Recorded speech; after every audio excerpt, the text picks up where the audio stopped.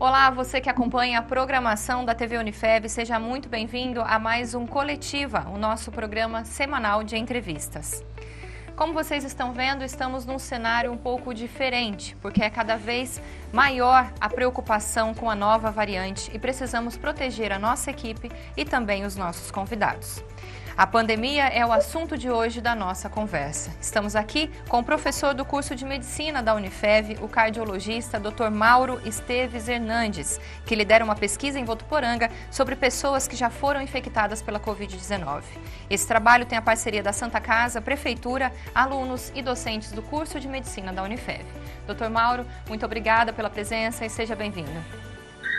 Olá, pessoal. Eu que agradeço a oportunidade de estar expondo um trabalho do curso de Medicina da Unifev, que tem viabilizado as pesquisas no município de Votuporanga, em parceria com a Santa Casa, um convênio que já existe há bastante tempo. E essa pesquisa, ela vem para mostrar para nós, fazer um relato da Covid-19 no nosso município. Na verdade, é uma pesquisa, é um registro da Covid-19 no município de Votuporanga. E como ela será aplicada, doutor? Esse trabalho já começou?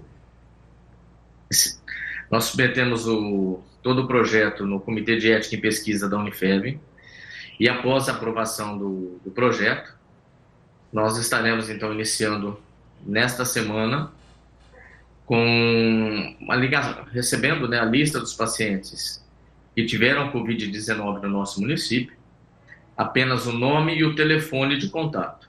A partir daí, eu, a professora Graciele e os alunos que fazem parte dessa pesquisa, somos um total de 10 alunos e 2 professores, fazendo a parte de coleta de dados, e a professora Dani Bolfo, que é a nossa estatística, para poder depois fazer as análises do estudo.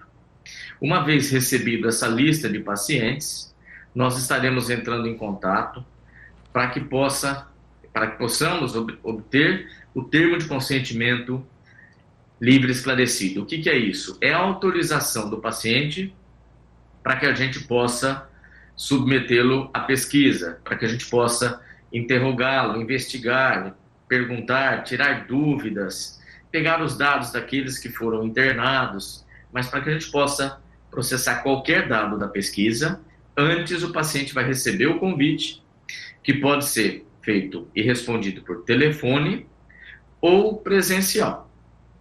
Então, e essa participação ela vai ser voluntária, é isso? Sim, os pacientes serão convidados, a participação ela é voluntária, ela não está envolvido em parte financeira alguma.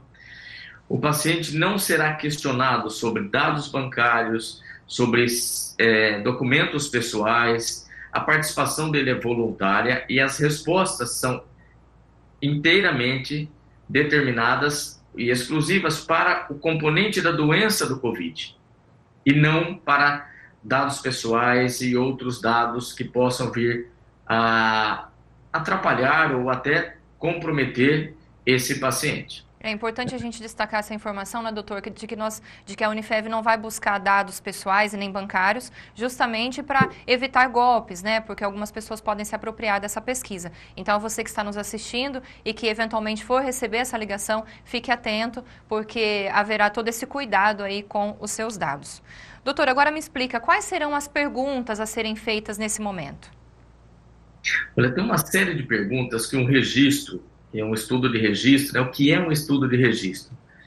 Ele vai relatar uma série de dados que o paciente sentiu, doenças que esse paciente tenha, ou seja, conhecida, se ele procurou por quanto tempo de sintoma, quantos dias de sintomas, quais eram os principais sintomas que esse paciente venha relatar ou apresentou, né? Se ele fez algum uso de medicação previamente, se ele tomava medicações prévias antes do início dos sintomas, depois, durante o início dos sintomas, se ele usou algum outro tipo de medicamento. É importante a gente deixar tudo isso muito bem documentado, até para que gere hipóteses para novos estudos, né? Então, o registro, ele traz uma série de dados para outros estudos.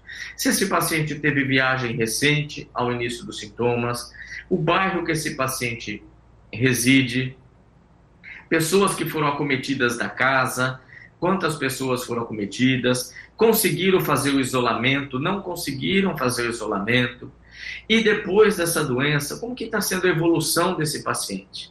Até para que a gente possa, e isso é um trabalho que vem sendo feito também com a nossa nova coordenadora do curso, né, com a professora Elizabeth aqui, nós estamos buscando viabilizar ambulatórios também para atendimento do pós-Covid.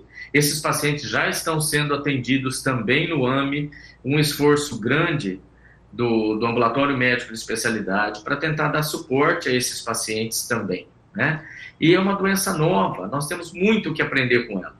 Então, o registro, entendermos o que aconteceu e como esses pacientes estão evoluindo, é fundamental para novas medidas e estratégias que venham beneficiar os pacientes numa doença que é terrível, que tem sim, trazido inúmeros prejuízos para o mundo inteiro, prejuízos na nossa saúde mental, prejuízo físico, prejuízo econômico, enfim. Mas o que nós podemos aprender com essa doença? Né? Então, estudar esses pacientes, estudar o que eles sentiram, o que eles tomaram e como eles estão, com certeza, do ponto de vista de epidemiologia, vai agregar muito para que nós possamos estar discutindo próximas ações frente a essa doença. Doutor, desculpa, em quanto tempo o senhor acha que vai levar para colocar em prática essas perguntas, quer dizer, concluir essas entrevistas? Em quanto tempo isso será feito e como será feita essa análise das respostas? Olha, a partir do momento que a Unifeb divulgou o nosso primeira entrevista, a partir desse momento, várias pessoas já ligaram para nós, querendo participar, desejando participar. Isso é muito bom. E eu tenho certeza que o Votuporanguense, mais uma vez, vai nos ajudar muito. Né? Eu tenho certeza, a nossa saúde aqui, eu falo sempre que a gente tem que melhorar bastante, né? Mas se a gente for comparar, nós temos uma saúde que dentro do nosso país, ela é diferenciada. Né? Temos que melhorar? Sempre temos que melhorar. Porém, se nós olharmos para trás, para as grandes dificuldades que nós tínhamos, hoje nós melhoramos bastante. E todos esses trabalhos são para que a gente possa melhorar cada vez mais, dar subsídio para a secretária de saúde, para o prefeito, para que novas ações possam estar ocorrendo no nosso município. Se a população continuar dessa forma e atender a necessidade e se voluntariar para responder, nós temos um grupo grande, né, colocando realmente a mão no trabalho, que são 12 pessoas para coletar esses dados. E aí é possível que a gente avance bastante. Nós temos uma meta bem arrojada de ouvir um número grande de pessoas, mas eu tenho certeza que nós conseguiremos com o apoio dos votuporanguenses que aceitem participar voluntariamente dessa pesquisa. Com certeza. A Rádio TV Unifev está empenhada também em fazer a divulgação dessa ação. Doutor, e a posterior a essa análise, haverá divulgação dos resultados para o público? Sim. Uma vez terminado a coleta de dados, a nossa estatística estará trabalhando juntamente comigo e com a professora Graciele, para que a gente possa responder aos objetivos do estudo. Tem uma série de objetivos esse estudo, responder a esses objetivos e aí tornarmos público o resultado da pesquisa, como uma forma de respeito às boas práticas clínicas, respeito à pesquisa clínica, um respeito imenso que temos com o votuporanguense, com a Unifev, que sempre foi e sempre estimulou para que nós fizéssemos pesquisa. Quando o nosso curso foi reconhecido, nós tínhamos um número de pesquisas gigante e apresentações de trabalhos científicos em congressos e com premiações. Então, a Unifev sempre estimulou para que nós produzíssemos, sempre. E a Santa Casa permitiu, em 2008, a abertura desse centro de pesquisa, né, que pertence à Santa Casa. E hoje a Santa Casa participa de estudos nacionais e internacionais. Então, nós só temos a agradecer. E a Prefeitura Municipal, que permitiu que tivéssemos acesso somente aos nomes e telefones. Justo, totalmente justo. Eu só posso acessar qualquer outro dado se o paciente permitir, né? Então, eu não posso acessar nenhum outro dado. Mas, com a divulgação que a Unifev fez, na primeira chamada, nós tivemos muitas ligações, muita gente realmente, assim como nós, acreditamos no jornalismo de vocês. Isso tem colaborado demais da conta. Muito. Eu só tenho a agradecer. Agradeço a Rádio TV Unifev, agradeço a Unifev, Santa Casa e Prefeitura Municipal.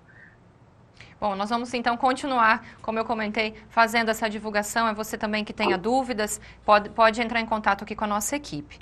Bom, em caso de pessoas, doutor, voltando a falar sobre a execução da pesquisa, da prática, em caso de pessoas que faleceram com a doença, essas perguntas, essa entrevista vai chegar também aos familiares dessas pessoas?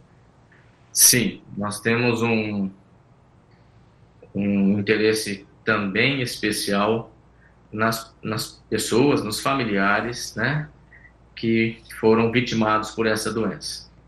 E para a obtenção dos dados, nós vamos pedir autorização para o familiar mais próximo, o responsável, para que a gente possa, então, acessar esses dados e tentar entender melhor o que pode ter acontecido com esses casos, recolhendo esses dados, em termos de medicações que utilizaram, tempo que procuraram o hospital, tempo de sintomas, como que foi a evolução desses pacientes no hospital, como que os órgãos se comportaram frente a essa doença que acomete coração, acomete pulmão, acomete rim, acomete os vasos, tem muita trombose, enfim. Entender a gravidade extrema de qualquer doença, que é a morte, ela também faz parte do nosso objetivo, né? Então, nós estaremos entrando em contato e agradeço a oportunidade pelo profundo respeito às famílias enlutadas, e que muitas vezes tocar nesse assunto pode ser muito, muito doloroso. Então, nós vamos respeitar, como sempre, aqueles que desejam colaborar serão absurdamente bem-vindos. Aqueles que não aceitarem por motivo, né, de dor, de tristeza, de ainda estar, né, vivenciando esse luto, nós vamos respeitar, e muito, porque eu falo que a gente só sente mesmo, né, quando as coisas estão próximas, a gente vivencia, e aí a gente, com empatia, se passa a sentir o que o outro está sentindo. Com certeza. Né? Então, nos colocamos no lugar e respeitamos, sim. Agora, se puderem colaborar, eu acredito que temos informações muito grandes aí. Nós temos agora, recente, famílias sendo dizimadas da família. O marido, a esposa, e um filho. Quer dizer, tem algo que nós precisamos estudar melhor, precisamos entender melhor, e pega todo mundo, assim, porque a transmissão é extremamente acelerada, né? Agora, às vezes você leva a família inteira. Então, entender isso melhor vai nos ajudar, e nós vamos poder gerar dados para outras pesquisas, e vai ser publicado, nós vamos tornar público, e para que esses dados possam realmente gerar novas hipóteses. A importância futura é muito grande, né? Visto que é uma doença relativamente nova para a saúde, né? Para a área da saúde, 1 ano. Então, tem muito realmente o que mapear, né, doutor? Agora, me fala uma coisa. O senhor acredita que essa pesquisa, os resultados dessa pesquisa, podem colaborar para a mudança de protocolo? É esse um dos principais objetivos? Não o principal, né? Mas entender o que está acontecendo pode sempre gerar hipóteses. Nós temos aí uma série de estudos acontecendo, né, com medicações, desde medicações novas, até medicações que já existem no mercado. Mas nós precisamos entender e conseguir documentar o real benefício, né, ou um malefício menor, para que não tenhamos maiores problemas. Então, eu acredito sim que a gente possa gerar mais hipóteses a partir de um registro. E até também do perfil dessas pessoas, né, doutor? Talvez a gente conhecer melhor, não sei se isso é possível, mas conhecer melhor qual o perfil de pessoas que sofreram mais com a doença até. Sim, com certeza, né? Se isso traz algo, principalmente quando você perde a família inteira, ou vários da família, será que tem algo a mais? Porque, né, foram vários, o pai, a mãe, o avô, o tio e o filho. Porque tem gente que passa pelo vírus numa boa, né? Vamos colocar assim, com poucos sintomas. E tem outras pessoas que já evoluem muito rápido para uma gravidade. Sem dúvida. O vírus, o que nós sabemos, né, na literatura do SARS-CoV, que ele não é ele já foi documentado previamente, né? Era documentado em macacos, em animais, morcego, então isso já existe relato mesmo. Mas como que isso está se comportando no ser humano? As variantes que têm surgido aí, todos estão ouvindo falar nas variantes, e cada vez mais nova variante. Hoje saiu no jornal, pela manhã, uma possível nova variante, numa cidade do interior de São Paulo. Então, assim, compreender tudo isso é fundamental, né? E com as análises de pesquisa agora com as variantes, que tem avançado bastante, a gente consegue entender, por exemplo, que mudou o parâmetro nosso, mudou o perfil, né? Nós estamos agora a doença está acometendo os pacientes muito jovens, crianças que praticamente não eram acometidas, e agora você tem aí hospitais com várias crianças internadas. Então mudou o perfil.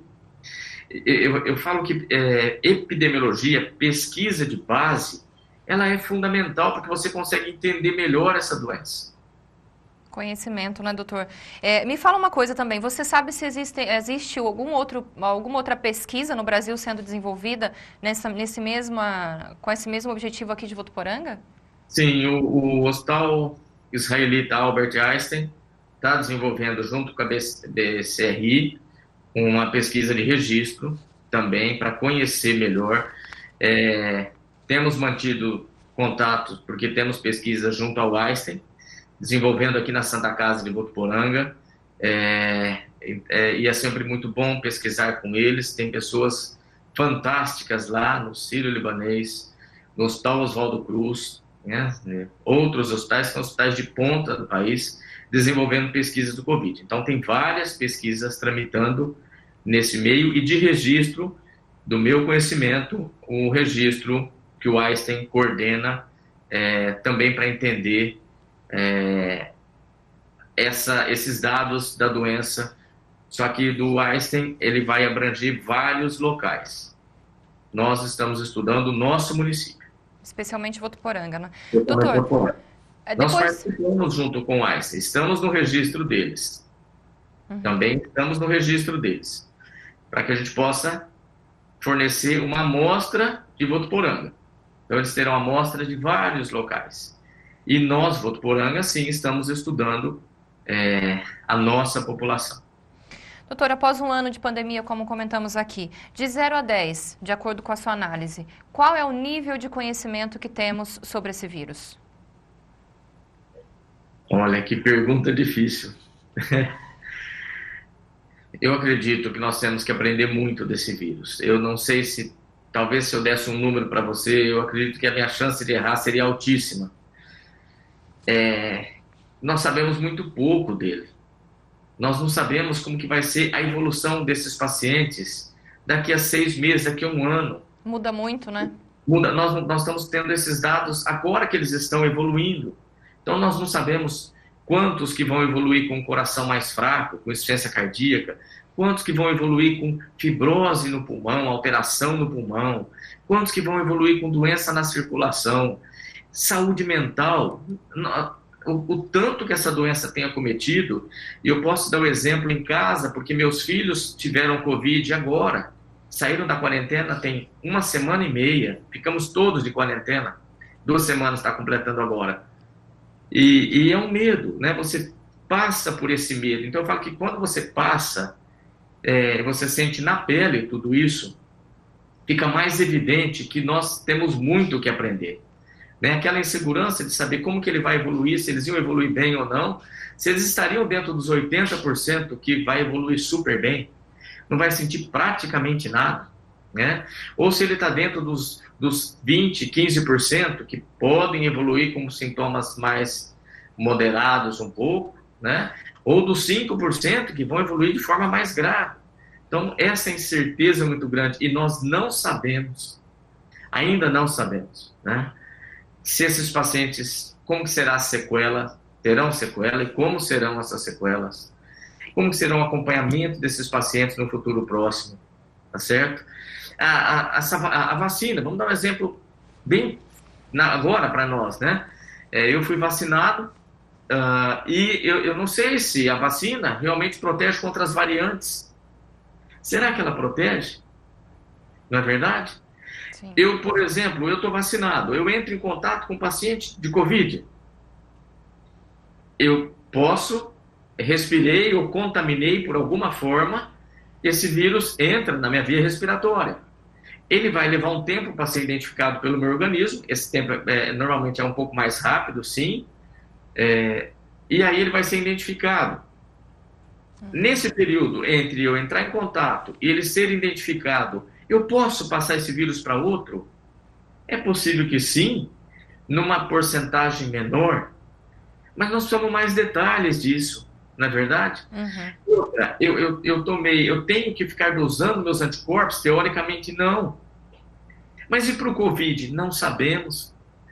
Então, se eu for responder de 0 a 10, eu iria falar para vocês um número muito baixo. Muito baixo, porque é uma doença muito nova. Então, talvez o muito baixo possa traduzir para você o que nós sabemos hoje dessa doença. Eu acho que é um número muito baixo. Temos que estudar mais e acompanhar mais esses pacientes e testar mais, vacinar rapidamente, né? Conforme disponível, vacinar a população, porque nos países que vacinaram mais rápido, reduziu o número de internação, reduziu o número de óbito. Então, isso é um dado importante. Mas o meu número seria traduzido em sabemos muito pouco. Eu quero também chegar nesse assunto vacina aí com o senhor, mas eu gostaria de te perguntar agora a questão das fake news e o negacionismo. Na sua visão, ainda faz vítimas? Ah, sim. Infelizmente, sim, né? Porque as pessoas precisam, quando eu posto alguma coisa, população, né, uma população brasileira, se eu posto alguma coisa, tem que ser verificado se realmente o que eu postei tem fundamento, ele é real, ele é verdadeiro, né? Porque você pode publicar muita coisa. A publicação ela é livre, você vai e publica, né? E é muito triste quando você vê, né, ou presencia muitas fake news, porque eu tenho um exemplo agora bem próximo, tá? Bem próximo mesmo, que essa pessoa falou que ela estava realmente protegida, porque ela já tinha feito uma série de condutas para ela, para a vida dela, para a família dela, e que, portanto, a chance de pegar era baixa. Não. A chance de pegar não é tão baixa assim, porque nós não sabemos. Nós não sabemos. Então, negar a doença é muito sério. Eu não conhecer e respeitar a doença, esse sim é um posicionamento que eu entendo como bom. Eu não sei quase nada dessa doença, mas eu respeito a doença. Eu sei que ela está matando. Eu sei que ela lotou os hospitais. Eu sei que ela está detonando com a economia. Mais do que isso, ela está detonando com famílias. Mas eu não sei quase nada dela. Então, eu não vou publicar nada que eu não saiba. Até por respeito aos outros brasileiros. Por respeito aos outros brasileiros. Eu não vou publicar nada que eu não sei. E não é real. E eu vou respeitar essa doença. Respeitar essa doença é usar todas as medidas possíveis para se combater a transmissão de um vírus. E as pessoas precisam buscar, né, doutor, meios oficiais de obter essas informações, né? E hoje, com a internet, você acessa o site, você acessa uma revista, você sabe se esse estudo foi publicado, se o estudo não foi publicado, né, que a gente chama de pré-print, ele não foi publicado ainda. Então, hoje você tem várias formas de confrontar a informação e ver se é real ou não. Né? E aí eu acho que sim, dessa forma, nós podemos estar ajudando a qualquer doença. Precisamos ter mais responsabilidade, né, doutor? Bom, nós vamos agora, doutor Mauro, por um breve intervalo. E você aí de casa, não saia daí que nós voltamos no próximo bloco, ainda com o doutor Mauro Esteves Hernandes, professor do curso de Medicina da Unifev, cardiologista. Ele vai continuar respondendo aqui diversas outras perguntas sobre a estrutura de saúde em Votuporanga, também sobre a vacina e várias outras questões relacionadas ao vírus. Não saia daí, a gente volta daqui a pouquinho.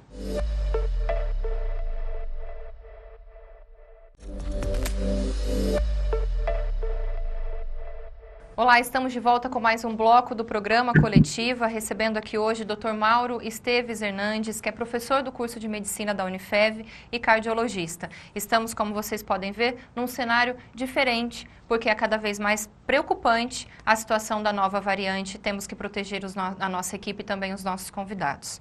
Doutor, continuando então a nossa conversa, eu gostaria que o senhor me explicasse como é que o senhor está hoje, em que ambiente o senhor está atuando, o senhor acompanha esse dia a dia da Santa Casa também?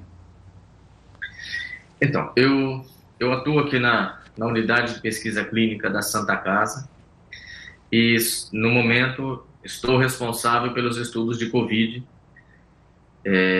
Então, eu não trabalho no PS Covid, é importante dizer isso, e eu não trabalho dentro da UTI, mas todos os pacientes que foram hospitalizados com Covid, eu vejo pela pesquisa, e ele ainda tem toda a assistência pelos médicos da UTI ou pelas médicas e médicos das enfermarias de Covid. Nós temos, inclusive, um hospital de campanha sendo finalizado, né, doutor? Como é que está toda essa estrutura aí hoje? Sim, o hospital de campanha deve ser finalizado até o final de semana. O objetivo é dar um melhor conforto para esses pacientes, uma melhor estrutura para que eles possam estar já em anexo com a Santa Casa, permitindo que toda essa estrutura da Santa Casa, que já foi montada e veio sendo montada ao longo do tempo, quando iniciou a pandemia, houve uma preocupação muito grande com o hospital, tanto que ele fez um novo pronto-socorro, que é o PS2, somente para síndrome gripal. O hospital também se estruturou com uma nova UTI, porque as outras doenças continuam acontecendo. Então, terminou-se a construção de uma UTI, essa UTI passou a ser UTI Covid, e depois, como o número aumentou, houve uma troca de espaço físico por conta do número de pacientes Covid que realmente explodiram, não só no nosso município, mas explodiu no Brasil todo. E então, em termos de estrutura, tem se buscado muito para tentar permitir condições melhores de trabalho e condições de melhor atendimento para esses pacientes e a estrutura, né? Por exemplo, o UPA nos deu suporte bastante, né? Nesse momento de até sair o hospital de campanha, tudo, o UPA, os funcionários do UPA, os médicos do UPA, e aí toda a equipe que está envolvida deram um suporte grande, com todas as dificuldades, porque o UPA não é um hospital de campanha. Ele não é um hospital, é uma unidade de pronto atendimento, né? E existe uma diferença grande em relação a isso. Mas um esforço, olha, gente, é um esforço, eu não sei como descrever para vocês. É algo assim, absurdamente gigante. Por todos eles, por todos os funcionários, pelo pessoal que mantém limpo aquilo ali diariamente, né? Dioturnamente, buscando tratar esses pacientes da melhor forma possível, dentro de uma situação chamada pandemia, né? Então, nós temos que agradecer muito a todos eles. E agora, com o hospital de campanha, poder dar uma vazão melhor e num espaço mais adequado para hospital, que é diferente de um pronto-socorro, de uma unidade de pronto atendimento. Então, essa diferença é importante que as pessoas entendam, né?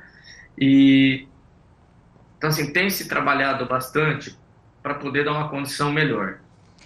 Doutora, um novo ano começou e ao contrário das nossas expectativas, não é, a doença ela trouxe ainda mais casos, um crescimento absurdo de casos em pouco tempo. Como vocês explicam o surgimento dessas novas variantes? O que provocou esse aumento de casos? Os vírus, eles sofrem mutações ao longo do tempo, tanto que a gente toma vacina para gripe e a cada ano a gente toma uma vacina e ela é feita baseada nas cepas dos anos anteriores, do último ano. Então, assim, essa mudança do padrão viral, muda um ponto aqui, muda uma proteína aqui, essa mudança faz parte do vírus. Porém, quanto maior a circulação, maior a possibilidade desse vírus mutar, né? E o que nós estamos assistindo hoje, e comprovado por exames, né, que foram enviados amostras para investigação das variantes, mostrou que nós já tínhamos variantes na nossa região. E aí a gente consegue entender melhor essa mudança, porque o parâmetro foi nítido, né? Os pacientes vinham com mais tempo de sintoma, agora eles vêm mais rápido. Pegavam pessoas mais idosas, agora pegando população muito jovem, pegando crianças. Então mudou o padrão, mas também mudou cepas. Eles sofrem mutações. E aí a grande dúvida nossa, né? Será que a vacina protege a mutação? Protege bastante? Protege menos? Por isso que todos os cuidados devem ser tomados, até para que a gente entenda melhor essa doença. Doutora, as comorbidades, elas continuam como principal causa das situações mais graves ou os riscos, então, já são mais amplos, aí, como o senhor comentou, por causa das novas variantes? Os riscos são mais amplos, né? Hoje nós estamos assistindo algo que a gente não assistia, pelo menos na pesquisa, a gente não assistia no ano passado, por exemplo, que era justamente a população jovem, né? Sem comorbidades. Então, quem que ia a óbito? Quem eram os mais acometidos? Quem tinha comorbidades. Tinha problema no coração, tinha problema no rim, tinha problema no pulmão, tinha tido uma história de AVC, tinha asma, enfim, hipertenso, obeso, esses tinham mais chance. Hoje, nós estamos tendo muitos jovens sem comorbidades nenhumas. Então, acho que o cuidado ele vale realmente para todos, né? Eu tenho certeza disso. Para todos, porque pega quem não tem comorbidade também, né? Está pegando. Doutor, e nós temos muitas notícias de pessoas que recebem alta e acabam retornando para o hospital. Por que isso acontece? A evolução da doença, olha, o paciente COVID é algo assim tão... Eu falo que ele é um compêndio de clínica médica, né? O que é isso? Ele é um agrupado de situações clínicas que muitas vezes são imprevisíveis. Você acaba de ver um paciente, ele está com oxigenação muito boa. Você volta no quarto, daqui a pouco, ele está oxigenando mal. Entendeu? Então, é algo totalmente imprevisível. Imprevisível. Eu entrei num quarto hoje de manhã para incluir um paciente no estudo. Entrei na enfermaria do Covid, para convidá-lo para participar. Ele estava com a saturação mais baixa. Quando eu cheguei na enfermaria para poder saber as condições de paramentar e entrar no quarto, ele estava com a saturação boa. Já não tinha mais critério para entrar na pesquisa. Mas 2 horas atrás ele tinha os critérios para entrar. Então eles mudam muito. Então tem paciente que vai de alta numa situação mais estável, mas evolui. Então essa dinâmica tem dificultado muito o trabalho de todos os profissionais da saúde, que é a forma de você não ter em mãos como que esse paciente vai evoluir. Doutor, uma outra grande dúvida da comunidade é os protocolos adotados, eles mudam de acordo com o hospital, com a cidade ou com o estado dentro dos hospitais? Nós temos no Brasil cidades que adotaram alguns protocolos, outras cidades seguem o Ministério, né? Então, isso tem sido variado um pouquinho de município para município. dependendo de toda uma série de reuniões, comitê técnico, nós temos as recomendações do Ministério da Saúde, né? Então, essas você tem um embasamento e dá para seguir. Tem locais que adquirem algumas condutas a mais para poder tentar trabalhar e tentar conter o avanço dessa pandemia. Então, ela diferencia um pouquinho entre municípios, mas nós temos o Ministério que nos orienta. Doutor, alguns testes em pessoas com Covid têm resultado negativo. Isso está acontecendo por causa da nova cepa? Já existe uma explicação? Quer dizer, tem pessoas que fazem 2 testes e depois ela faz um terceiro e aí sim dá positivo. Por que isso tudo está acontecendo? Os testes, ele não traduz 100% o resultado, né? Então, a gente pode ter um pouquinho de falso negativo. E o importante disso é você respeitar o prazo para a coleta do exame, né? Então, se eu começo com sintoma hoje e eu vou amanhã fazer o teste do nariz, que a gente chama de swab nasal, para pesquisa do vírus na minha mucosa do nariz, minha mucosa nasal, se eu comecei com sintoma hoje e vou amanhã, muito provavelmente esse exame vai vir negativo. Por quê? Porque eu colhi na data errada. E na insegurança, talvez na falta de informação, eu acredito que a gente deva revisitar a forma com que a gente está e vinha informando os pacientes. Pode ser que na angústia, no desespero, a pessoa vai e colhe, né?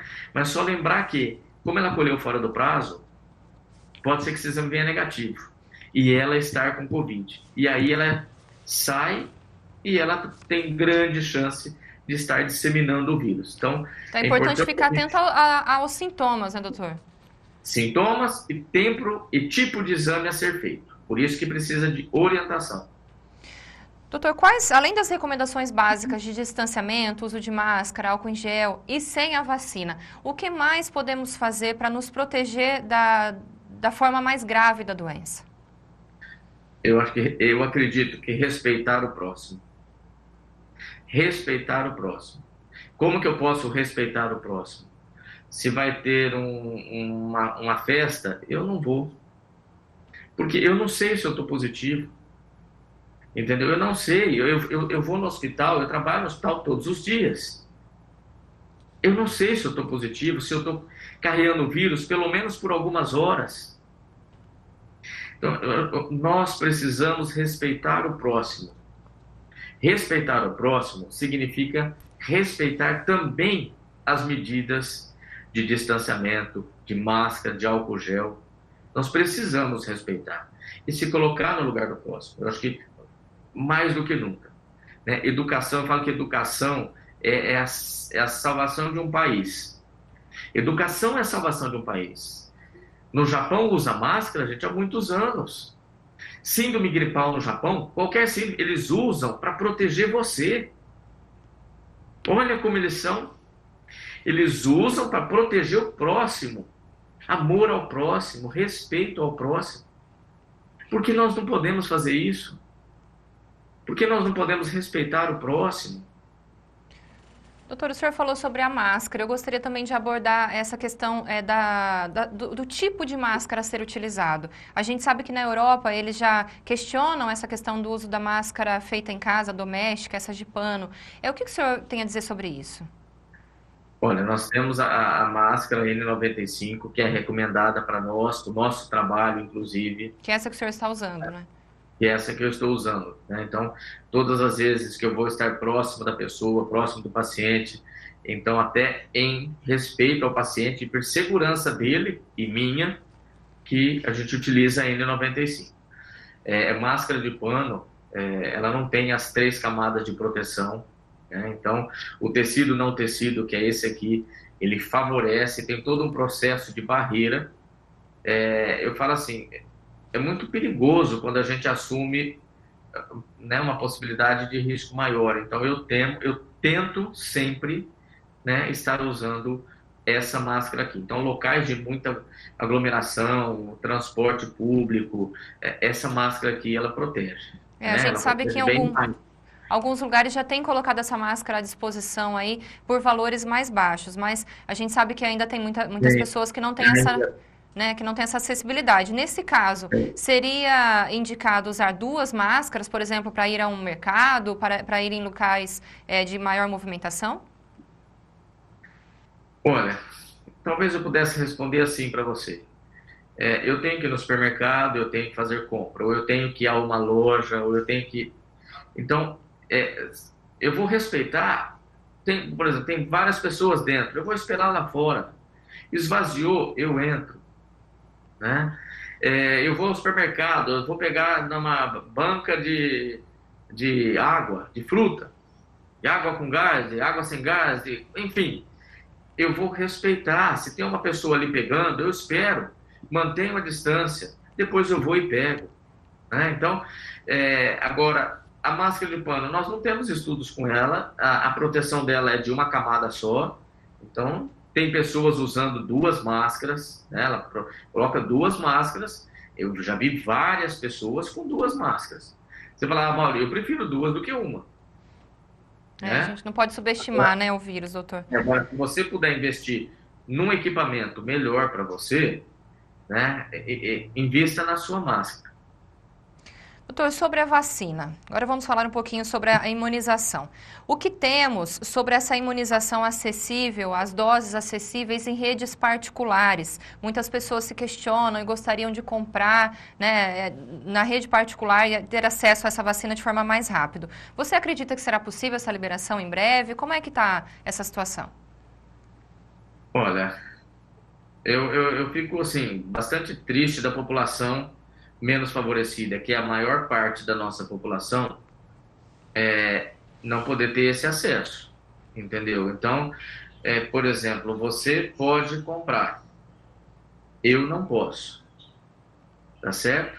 Você compra e eu não vou receber porque ainda não tem para mim.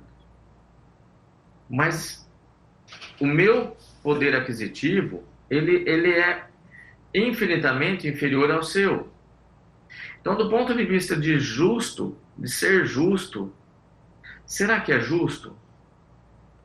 Até porque essas vacinas não estão em produção em larga escala ainda, né, doutor? Como é que está isso? Esse acesso a ela ainda está difícil, né? Entendeu? Está difícil comprar, porque o mundo inteiro quer comprar, né? Então, é difícil comprar, tem uma série de questões nos bastidores, né? Que nem tudo a gente sabe realmente. Mas eu devolvo a pergunta, será que é justo? Num país que a população tem aí 13 milhões, 14 milhões de desempregados, será que é justo? Estou sendo justo? Se eu tenho um sistema de saúde, que todos nós temos direito a ele, que é o SUS, mas aí para uma medicação é liberado de outra forma. Então eu me questiono muito em relação a isso, né? E confesso para você que isso me incomoda bastante, tá? Não sei se eu estou sendo certo. Eu estou dizendo que me incomoda muito, muito. Doutor, nós já tivemos aí várias etapas de vacinação aqui em Votuporanga, né? E essa vacinação ainda continua. A chegada da vacina, ela já trouxe resultados positivos na demanda nos hospitais? O que o senhor tem observado? Então, quando nós começamos a receber a vacina, nós começamos com a segunda onda, né?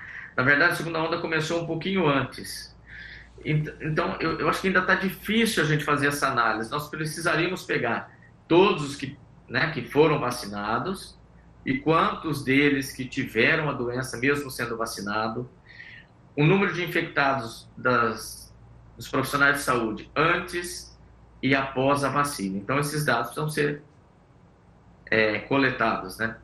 Daí a importância de se ter dados, de se fazer um registro, de entender o que está acontecendo, né? Agora, os outros locais, sim, os locais que vacinaram muito, como um país como Israel, caiu muito o número de internações e óbitos, e Estados Unidos também. Então, a amostra lá fora tem nos dado essa resposta. Doutor, existe muita dúvida também sobre as pessoas que já foram vacinadas com as 2 doses e se elas continuam transmitindo esse vírus, normalmente como qualquer outra pessoa. Como isso se dá na prática? Explica pra gente. Nós devemos sempre lembrar que a vacina ela foi estudada, ela foi eficaz, mas ela não protege 100%. O resultado dos estudos tem trazido o que para nós? Que aqueles que pegaram, que contraíram a Covid mesmo vacinados, tiveram uma Covid mais leve, no geral. É lógico que com o passar do tempo nós vamos ter esses dados mais concretos, né? Então, pegou e precisou de oxigênio. Eu conheço o caso que foi vacinado, tomou as 2 doses e contraiu a Covid. E precisou de oxigênio, mas não precisou ser entubado, por exemplo. Com o passar do tempo, nós vamos conhecer esses dados melhor ainda, tá certo? E lembrar que o fato se eu tomei a vacina e eu contraí o vírus, significa que eu posso ser sim um carreador desse vírus. Se o meu organismo ele vai combater e eu não vou manifestar nada, e por alguns momentos, algumas horas, eu posso ser um transmissor, isso mais uma vez reforça todo o cuidado que a gente tem que ter, até que uma população em massa seja vacinada. Doutora, a gente sabe que são 2 doses, né, da vacina, mas a partir da primeira dose, de um prazo aí da primeira dose, essa pessoa ela já pode ficar, vamos dizer assim, um pouco mais tranquila sobre os efeitos mais graves da doença? Então, o estudo, no caso das 2 doses para a Coronavac, a de Oxford ainda não receberam a segunda dose, né? Mas ele mostra uma proteção, mas a análise final do estudo não foi com uma dose. A análise final foram as 2 doses. Então, é muito temeroso eu achar que eu tomei uma dose e a partir daí eu posso ficar mais tranquilo. Eu tenho um receio muito grande desse mais tranquilo, entre aspas, para a gente não baixar a guarda, né? Sim. Baixar a guarda, quer dizer, eu me exponho mais. Não, eu estou um pouco mais tranquilo. Eu acredito que a gente deveria conduzir como o estudo foi. A Sim. conclusão dele foi após a segunda dose. Portanto, eu não vou me atrever a nada na primeira dose. Precisamos continuar com os cuidados, né, doutor? Bom, agora falando um pouquinho sobre o curso de medicina da Unifev. Doutor, o senhor que é professor do curso de medicina da Unifev, um curso aí tão conceituado em todo o interior paulista, eu gostaria, doutor, que o senhor explicasse como a pandemia impactou no ensino em sala de aula. Houve alterações? Como é que vocês estão levando isso para a sala de aula? Porque a gente sabe que as aulas continuam, né, mesmo online. Sim, eu falo que isso foi graças, né, primeiro eu sou temente a Deus, então graças a Deus, segundo a estrutura que a Unifev permitiu. Porque quando chegou a pandemia, rapidamente os alunos entraram num recesso, a escola foi em busca de uma plataforma que desse suporte aos cursos todos, né, lembrando que o centro universitário tem uma série de cursos, né, então foi em busca de uma estrutura para todos esses cursos, para que tivéssemos uma plataforma que desse sustentabilidade a todos eles, com uma qualidade boa, para que pudéssemos retomar. Retomamos sem retorno das práticas e em setembro para outubro nós precisávamos voltar à prática porque a medicina ela tem situações, tem conteúdos que você pode trabalhar remoto, mas a imensa maioria a medicina é prática. E o nosso curso, que é pautado em metodologia ativa, ele é muito prático. Nós ensinamos a teoria na prática.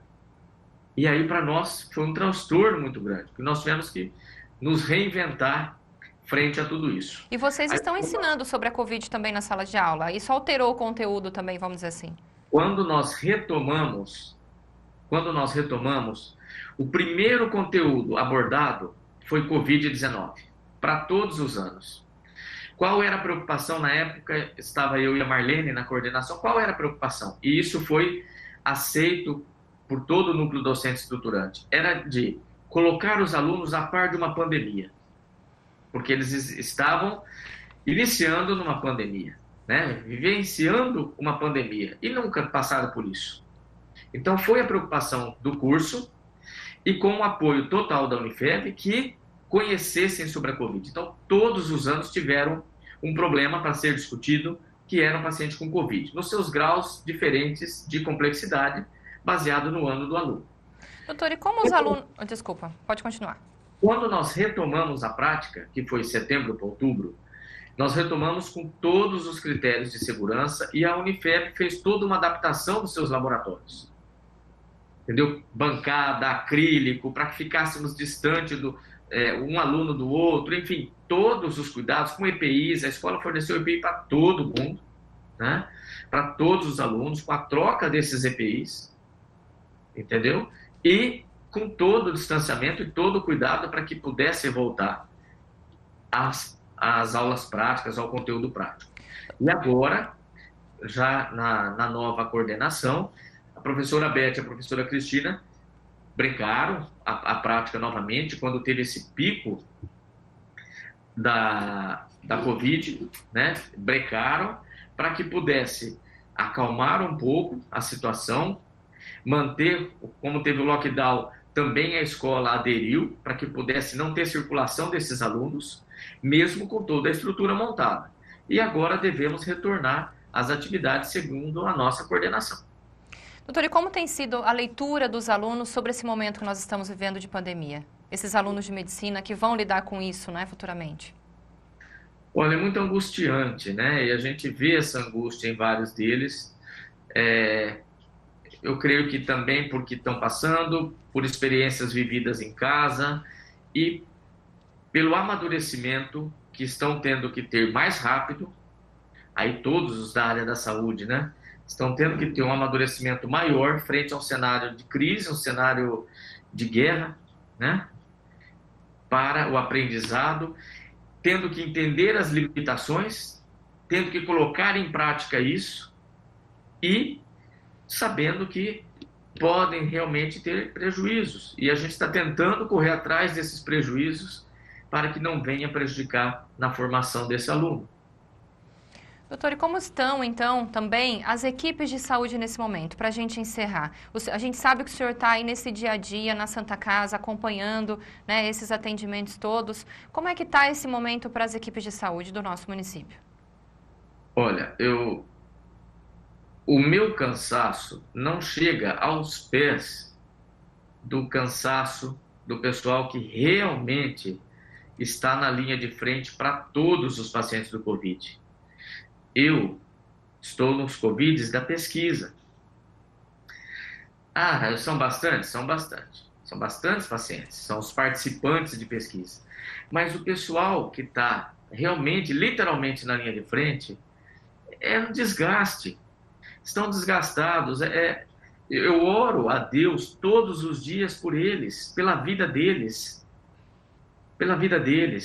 da limpeza, a intubação, a ventilação, ao suporte dos fisioterapeutas, da psicologia, dos enfermeiros, dos auxiliares, dos técnicos, incansável, dos médicos.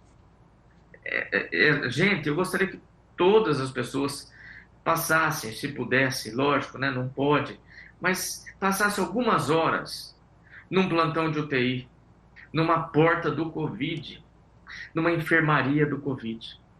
Porque aí eu tenho certeza que teria uma compreensão do quanto esses profissionais estão sofrendo, do quanto eles estão desgastados. Então, o cenário é triste demais e nem todos compreendem. Mas eu posso dizer para vocês, acreditem no que eu estou dizendo, é absurdamente desgastante para todos eles. Estão ali com amor, mas estão cansados. Você imagina que se você ficar uma noite sem dormir, no dia seguinte você não está legal? Imagina eles ficando várias noites sem dormir. Várias noites. Porque não tem plantonista. Quando você chega em casa, e eu sinto isso muitas vezes, a sensação de que eu contaminei.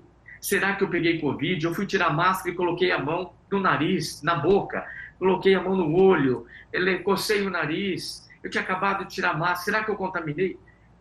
É uma pressão que eles estão vivendo dioturnamente. Por isso que o nosso respeito a eles, respeitar a eles, significa se colocar no lugar e trocar uma série de atitudes que podemos estar fazendo errado. Bom, doutor, fica então o nosso reconhecimento da equipe da Rádio e TV Unifev. A gente agradece muito a sua disponibilidade, embora o senhor esteja aí cheio de trabalho, com muitos atendimentos, é muito importante esse contato com a comunidade e a divulgação de informações. Então fica aqui o nosso muito obrigada mais uma vez, nesse novo formato online aqui do programa Coletiva. E fica então agora esse espaço para a sua mensagem final.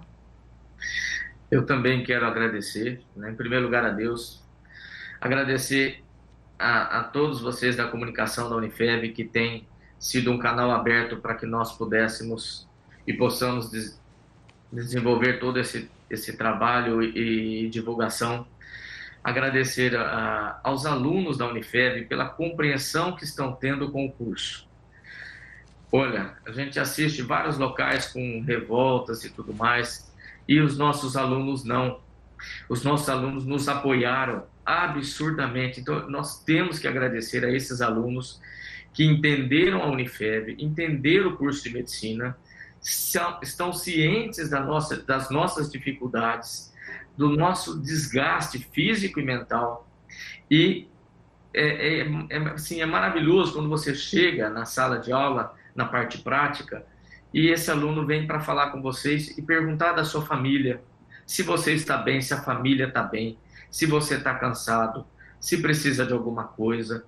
Gente, isso é maravilhoso, né? Então eu falo isso de coração muito tranquilo. Agradecer a esses alunos, em especial também agora o grupo das pesquisas, de várias pesquisas que estão acontecendo, no nosso caso do Covid. Agradecer toda a diretoria da Santa Casa pela oportunidade da Unipec existir. Obrigado por acreditarem na ciência. Obrigado por permitir que a gente possa fazer trabalhos aqui também, né, e participar de outros estudos. E agradecer mais uma vez aos participantes de pesquisa, a população que tem ajudado muito e tem também entendido o desgaste de todos os profissionais. Então, aqueles que compreenderam melhor, o nosso eterno agradecimento. Aqueles que ainda não entenderam muito bem, cada um tem o seu tempo de aprendizado. Eu tenho certeza que nessa segunda onda tem ensinado muito a todos nós, né? E mais uma vez, muito obrigado. Obrigado pela participação, que Deus proteja a todos nós. Amém, doutor, para você também, um bom trabalho, um bom dia de trabalho e muito seguro, se cuide. A você de casa, o nosso abraço, o nosso carinho, muito obrigada pela sua atenção. Vamos então divulgar as boas e as corretas informações. Muito obrigada, continue acompanhando a TV Unifev, a nossa programação completa também está disponível em nosso canal do YouTube. A gente fica por aqui, até a próxima.